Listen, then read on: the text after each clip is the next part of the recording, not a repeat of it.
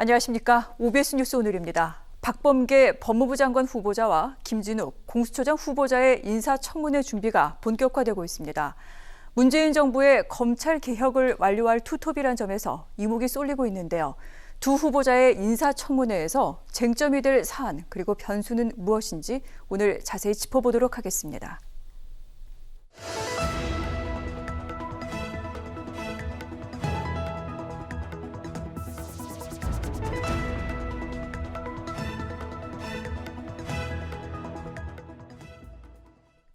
오늘 함께하실 두 분 소개해드립니다. 조상호, 최진영 변호사 나오셨습니다. 안녕하십니까? 네, 어서 오십시오.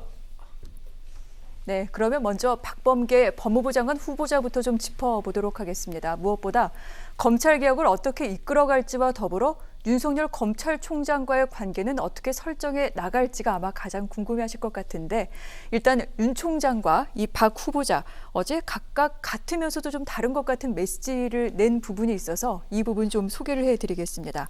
윤석열 검찰총장 새해를 맞아 국립서울현충원을 참배하고 난 뒤 방명록에 이렇게 적었습니다. 조국에 헌신하신 선열의 뜻을 받들어 바른 검찰을 만들겠습니다라는 얘기를 남겼고요. 또한 어제 박범계 법무부 장관 후보자는 이 청문회 준비단 사무실로 출근하는 길에 기자실에 들러서 검찰개혁이 이제 거의 많이 진전이 됐다. 이 마무리 투수가 돼달라는 게 대통령의 뜻으로 알고 있다. 검사들이 동참해달라. 이런 얘기를 했습니다. 어떻습니까, 여러분? 바른 검찰 그리고 검찰개혁의 마무리라는 말이 비슷하면서도 또 거기에 담겨있는 의중은 다른 것 같고요. 여기에 대한 두 분의 의견을 좀 들어야 될 것 같습니다.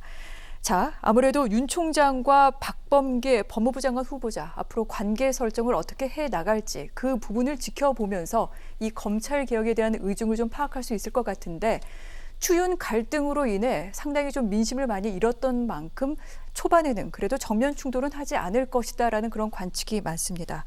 조 변호사님, 그럼에도 불구하고 결국은 맞부딪힐 수밖에 없다 이런 얘기도 나오는데 어떻게 보십니까? 글쎄요. 일단은 그 전전임 그 검찰총장들의 경우에 그 일반 국민들이 아시는 것과 달리 사실은 검경 수사권 조정 과정에서는 굉장히 검찰의 우호적인 입장으로 그 검경 수사권 합의안을 도출할 때 많은 힘을 실어준 것도 사실이거든요. 왜냐하면 이제 행안부 장관과 경찰청장, 그다음에 검찰총장과 법무부 장관 이렇게 구성되는 그 수사권 조정에서 네. 사실은 법무부가 그 자신들의 외청인 그 검찰청의 입장을 좀 많이 반영해 준 것도 있어요. 그러니까 그런 부분에서 이제 오히려 충분히 전임 장관들은 내가 검찰에 대해서 이렇게 수사권을 지켜주려고 애를 썼는데 그 부분에 대해서 잘 협조가 이루어지지 않는 데 대한 개인적인 실망감이 작용한 부분도 없지 않아 있을 거라고 봅니다. 그러니까 그런 점에서 보면 결국에는 사람과의 관계에 집중하면 네. 그거는 그렇게 바람직한 결론으로 도출되지 않을 가능성이 높죠. 오히려 그 법무부 장관이라면 본인이 가지고 있는 정책 수단으로 정책을 집행하고 그다음에 본인이 생각했던 개혁안이 있으면 그 개혁안을 제도 개선으로 실현하면 되는 겁니다. 그래서 물론 이제 검찰총장과 박범계 장관 같은 경우는 특수한 인연이 있죠. 이제 연수원 동기기도 하고 네. 원래부터 안면이 굉장히 있었기 때문에 그런 부분들이 이제 어떤 그 상호간에 서로 이제 의견을 교환해야 되는 정책 협의 내지는 집행 과정에서 윤활유로 작용할 수는 있겠지만 장관과 총장은 스스로 각자가 맡은 역할을 하고 그 다음에 그 권한을 행사하고 그 다음에 의무에 맞게 행동하면 되는 것이지 너무 관계에 집착하면 오히려 그 관계에서 오는 실망감이나 배신감 이런 것들 때문에 개혁을 그르칠 수 있다. 그런 점을 좀 집중해 주셨으면 좋겠다 하는 네. 그런 당부를 드립니다. 아울러 그 말씀도 하신 것 같습니다. 언론 또한 그런 부분을 너무 이렇게 천착하지 않았으면 좋겠다라는 말씀도 좀 놀라신 게 아닌가 그런 생각이 들기도 하는데 어제 박범계 후보자는 이런 얘기를 하기도 했습니다. 검찰 인사와 관련된 기자들의 질문에 대해 인사권자는 대통령이고 장관은 제청권자인데 검찰총장과 협의해서 좋은 인사를 할 수 있도록 준비하겠다라고 밝혔습니다. 이 부분 윤 총장이 바른 검찰을 만들겠다라고 얘기한 부분과 좀 닿아 있는 것이라고 볼 수 있을지 일단 이 두 사람의 말들은 어떻게 해석하는 게 좋을지 변호사님 의견을 좀 주십시오. 그렇습니다. 기본적으로 이제 모든 것의 해석은 그 말 자체를 일단 보는 게 중요한 것 같은데요. 기본적으로 추미애 전 장관, 아직도 장관이죠. 죄송합니다. 네. 장관 같은 경우에 추윤 갈등의 시발점이 바로 작년 1월 달에 있던 인사학살 아니겠습니까? 결국 추미애 장관의 친정체제를 구축하는 과정에서 추 장관은 그 검찰총장의 의견을 들으면 된다라고 얘기를 했지 협의한다는 것은 아니다 이렇게 했던 반면에 지금 박범계 그 지명자 같은 경우에는 윤 총장과 협의하겠다라고 했습니다. 결국 그 추 장관 같은 경우에는 의견만 들으면 되는 것이지 그거에 대해서 협의하고 할 계제가 아니다 이렇게 선을 그은 반면에 지금 그 박범계 후보자 같은 경우에는 윤 총장과 협의를 한다라는 사실 자체만으로도 갈등이 예전보다는 낮을 가능성이 높다라고 일단 그 해석할 수가 있을 것 같습니다. 네. 특히 이제 그렇게 할 수 있는 배경 같은 경우에는 너무 사실 지난번에 있어서 이른바 전국적인 검란이 있었지 않습니까? 윤 총장에 대한 어떤 징계 절차를 진행하는 과정에서 거의 뭐 고등검찰청 검사장, 지방검사장 또 평검사까지 거의 그 지역에 있는 분들이 지금 연판장을 돌리듯 했던 그런 상황 속에서 또다시 분란을 일으킬 경우에는 사실 그 검찰 조직을 검찰 개혁이라고 하지만 검찰 개혁을 이끌어낼 수가 굉장히 어렵죠. 결국 이 박범계 후보자 같은 경우에는 일단 민심을 추스리는 안정에 적어도 초점을 둘 수밖에 없을 것 같습니다. 그렇기 때문에 네. 일단 인사 자체에 대해서는 윤 총장의 의견을 조금 받아들이되 여전히 그것을 통해서 어떤 그 명분을 얻어서 다시금 검찰 개혁을 추진하겠다라는 그런 강원 양면책을 펼 가능성도 있는데요. 특별히 이번 같은 경우에는 그 윤석열 지금 총장과 이 사법연수원 동기십니다. 그러다 보니까 뭐 물론 뭐 그 사이에 좋은 관계들 때도 있었고 네. 또 뭐 그 좀 얼굴 붉히는 그런 모습도 연출을 했습니다만 기본적으로 시작 자체는 강공보다는 일단 조직을 안정시키려고 하는 그런 모습이 있는데 그런데 그럼에도 불구하고 오늘 그 한 언론 같은 경우에는 이번 1월 달 인사이동을 지금 현 추미애 장관의 아주 최측근이라고 할 수 있는 이 그 심재철 검찰총장이 사실상 이 그 인사안을 마련하면서 네. 사실상 윤 총장을 또 식물총장을 만드냐 하는 그런 그 언론 보도가 나왔습니다만 아직까지는 예단하기는 어렵다. 어쨌든 간에 그 협의한다라고 했기 때문에 지금으로서는 조금 더 지켜볼 필요가 있지 않나 싶습니다. 알겠습니다. 뭐 심재철 검찰국장이 개입했는지 여부는 아직 뭐 확인된 것은 아닙니다만 이 검찰 인사를 열어보게 됐을 때 앞으로 이 검찰 개혁과 관련된 법무부 장관과 검찰총장의 관계 설정이 어떻게 돼 갈지를 짐작할 수 있을 것 같습니다. 물론 이와 같은 모든 예상은요. 박범계 후보자가 법무부 장관으로 임명되고 난 뒤에 이제 실현이 되는 부분이고요. 인사청문회를 거쳐야 합니다. 그런데 인사청문회를 앞두고 여러 가지 지금 이슈가 불거지고 있는데 먼저 부동산 관련된 내용부터 좀 보도록 하겠습니다. 선산을 재산신고에서 누락했다라는 그 얘기가 나온 데 이어서 이번에는 부인이 그 증여받은 토지와 건물도 19년 재산신고 때는 누락을 했다가 지난해 뒤늦게 포함을 시켰고 또한 지난해 여름에 뭐 상가와 토지 등을 매각하는 과정에서 친인척에게 헐값에 넘겼다라는 그런 얘기까지 나오고 있습니다. 부동산 이슈 사실은 굉장히 좀 예민한 내용이기도 한데 최 변호사님 이거 어떤 정도의 사안이라고 보십니까? 제가 한번 확인해 봤더니만 박범계 후보자가 6년 전에 그러니까 그 박근혜 정부 때에 이와 비슷하게 해서 재산 축소 의혹과 관련돼 있는 사람한테 대해서 뭐라고 돼 있냐면은 당선 무효형에 해당하는 중대한 범죄다 이런 얘기를 했던 사안이 지금 그 언론에 나오고 있는 것 같습니다. 네. 결국 본인이 6년 전과 지금은 오히려 그와 같은 그 어떤 그 재산 공개나 이런 부분이 더 강화되고 있습니다. 결국 그 박 후보자의 본인의 진술에 따른다라고 할 경우에는 본인 스스로 재산에 대한 어떤 축소 의혹이 있다는 그 사실 자체만으로 만약 이것이 사실로 밝혀질 경우에는 본인 말로 한다고 하면 낙마해야 될 가능성이 굉장히 높은 거죠. 특히 이번 이와 관련해 가지고는 지금 이른바 야당 같은 경우에 이른바 5대 의혹을 제기를 하면서 지금 말씀드린 이 7살 때입니까? 영동에 있었던 땅을 네. 계속 신고하지 않았다든가 아니면 배우자 재산 어떻게 보면 신고 누락 의혹 그것 이외에도 여러 가지 지금 문제가 되고 있는데 특히 법무부 장관이 된다고 하면은 사실은 이게 그 검찰을 전부 다 지휘를 하는데 실제 지금 또 5대 의혹 중에 하나 같은 경우에는 뭐가 있냐면은 작년 말에 있었던 이른바 패스트트랙 관련해서 야당 이 당직자에 대한 폭행으로 해서 이 그 재판에 넘겨져 있는 네. 그런 상황인데 그런 사람이 과연 법무부 장관 된다는 것이 과연 말이 되느냐 이런 지금 그 야당의 의혹을 제기하고 있습니다.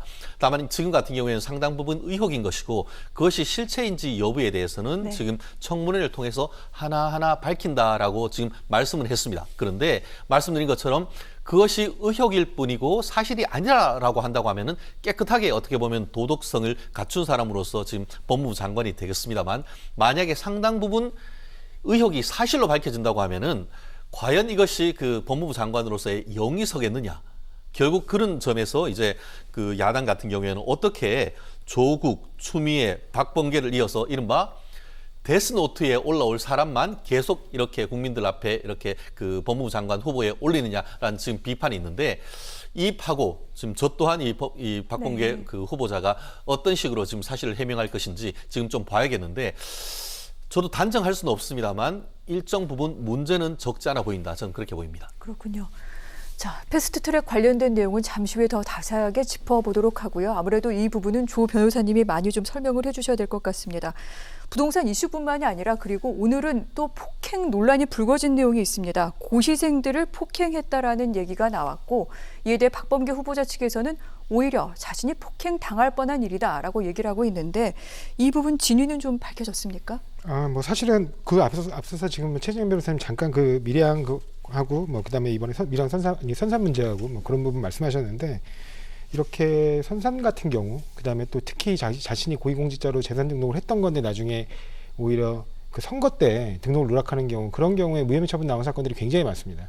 그러니까 그런 부분은 왜냐하면 이게 당선될 목적으로 그러니까 자신한테 유리할 목적으로 공개를 안 한 걸로 보기가 어렵다는 거거든요. 그러니까 그래 나중에 왜냐하면 이게 공직자윤리법의 어떤 기술적인 문제입니다. 그래 기술적인 문제로 만약 행정 공무원으로 있을 때는 다 그게 스크리닝 되는데 이제 그 의원으로 자기가 출마를 하는 경우에는 오히려 이제 자기가 적극적으로 찾아서 신고해야 되는 바람에 실수로 누락하는 경우들이 왕왕 있어서 그런 경우는 이제 무혐의 처분된 사례가 상당히 많아서 뭐 그런 부분이 크게 문제될 거로 보지는 않고요. 지금 말씀하셨던 고시생 폭행 논란 관련해 가지고 제가 좀 확인해 보니까 2016년 11월 23일 날 그 서울에 있는 이제 임시 주거 내지 그다음에 그 사무용도로 쓰고 네. 있는 서울 오피스텔에서 이제 귀가하던 도중에 이제 이른바 사법시험 존치를 위한 뭐 고시생 모임이라는 단체가 있습니다.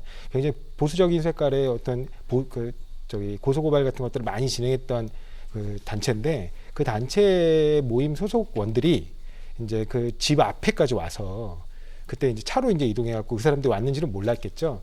와서 논란이 생겼던 것이고 그 논란 관련해 가지고 당시에 그 피해 고시생이라고 하는 사람이 네. 박범계 의원 쪽에 보낸 문자 내용들이 그때 당시 기사로 공개된 것들이 있거든요. 거기서 내용들을 살펴보면 이게 앞뒤가 좀 안 맞는 내용들이 좀 많습니다. 예를 들어서 뭐 거기서는 CCTV 내용 다 확인됐는데 왜 인정을 안 하시냐 뭐 이런 식으로 사실상 CCTV를 자신이 확인한 것처럼 말하는 부분이 있고 그다음에 그 이후에 또 얘기를 하고 있는데 폭행을 당했다고 하면서 굉장히 고압적인 언사를 해서 보자마자 도망갔다는 표현을 쓰거든요. 그러면 폭행과 보자마자 도망갔다는 표현은 이게 같이 병립할 수 없는 주장인데 뭐 그런 내용들이 있습니다. 그리고 그 이후에 또 다시 자신이 이제 피해 사실 기자들한테 확인할 때는 CCTV는 사실 확인해봤더니 딱 그 날짜만 지워졌더라. 그거는 좀 납득하기 어려운 게 통상의 보관 기간이 있고 그 보관 기간에 이상하게 지워진 부분이 있으면 당시에 그렇게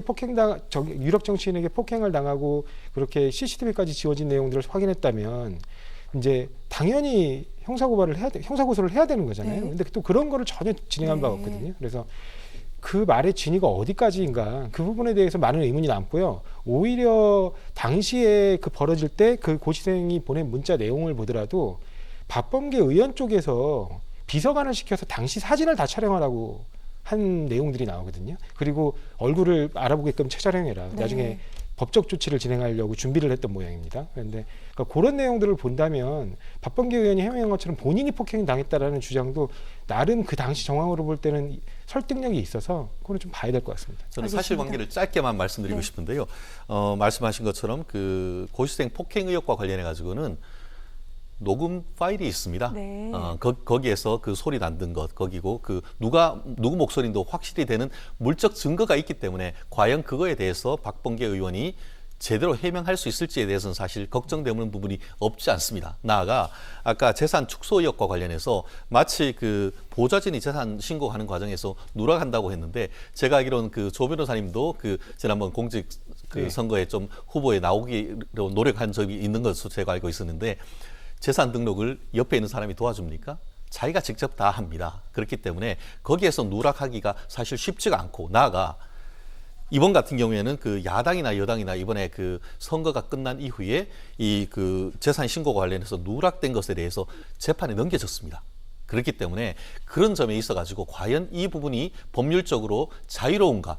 말씀드린 것처럼 아까 그래픽에도 나왔습니까? 그 박범계 의원의 충북 영동 그 재산 같은 경우에는 이 그 청와대에 있을 때는 신고를 했다가 나중에 국회의원 할 때는 빠지고 그런 것들이 있기는 사실 쉽지가 않거든요. 그리고 또 이 부모 그 아내의 어떤 밀양 재산 같은 경우에 그거 그 처갓집에 재산한다고 해서 그걸 모르겠습니까? 상식적으로 우리가 봤을 때는 그런 점에서 과연 납득할 수 있는 국민들의 어떤 실체적 진실은 저도 잘 모르겠습니다. 그렇지만 국민들의 눈높이에 과연 맞는 해명인지 오히려 이런 어려움이 있었는데 솔직하게 얘기를 하고 국민들에게 오히려 사과하면서 앞으로는 그렇게 없도록 한다는 그런 어떤 접근법이 어떤지 저는 한번 말씀드리고 싶습니다. 일단 밀양 성산 땅 그 2분의 1 지분 같은 경우는 그걸 누락해가지고 어떤 정치적 목적 이득을 얻으려고 했다는 건지 잘 모르겠고요. 그다음에 저도 뭐 선거에 뭐 예비 후보로 등록을 해본 적이 있지만 그 상당 부분 절차적인 부분에 대해서는 그 직원들의 도움을 받습니다.